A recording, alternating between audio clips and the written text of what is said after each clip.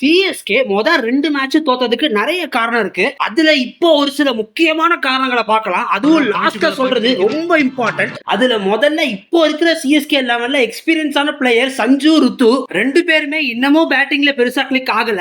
Second half first மேட்ச்ல ராஜஸ்தான் கூட அவ்வளவு விக்கெட் ஸ்டார்டிங்ல விழும்போது சிஎஸ்கேக்கு காலங்காலமா யாராச்சும் வந்து கட்டைய போட்டு நிக்கிற பிளேயர்ஸ் வருவாங்க.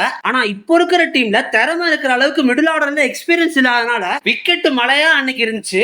அண்ட் ஃபோர்த்தா டீம் காம்பினேஷன் தான். நான் முன்னாடியே சொல்லியிருந்த மாதிரி சிஎஸ்கே இந்த சீசன் கிளிக் ஆகிறது ஒரு டபுள் எட்ஜ் ஸ்வார்ட் மாதிரி தான். டீம் ஃபுல்லா திறமையான பிளேயர்ஸ் நிறைய இருந்தாலும் எக்ஸ்பீரியன்ஸ் இல்லாத அவங்களுக்கு ஒரு செட் பேக்கா இருக்கலாம். அண்ட் லாஸ்டா த மேன் மகேந்திர சிங் தோனி கடந்த 2 வருஷமா சிஎஸ்கேக்கு ருத்ராஜ் கேப்டனா இருந்தாலும் கிரவுண்ட்ல ஃபீல்ட் செட்டப்ல இருந்து டீம் டெசிஷன் வரைக்குமே மேஜர் இம்பாக்ட் கொடுத்தது எம்எஸ்டி தான். அவர் இல்லாதது டீமுக்கு ஒரு மேஜர் செட் பேக்கா இது வரைக்கும் இருக்கு. இதுக்கப்புறம் சிஎஸ்கே இந்த ப்ராப்ளம்லாம் சார்ட் அவுட் பண்ணிட்டு நல்ல கம்பேக் கொடுப்பாங்கன்னு நம்ம நம்பலாம். இதை தவிர சிஎஸ்கேக்கு வேற என்ன இஷ்யூவா இருக்கும்னு நீங்க நினைக்கிறீங்கன்னு கமெண்ட்ஸ்ல சொல்லுங்க.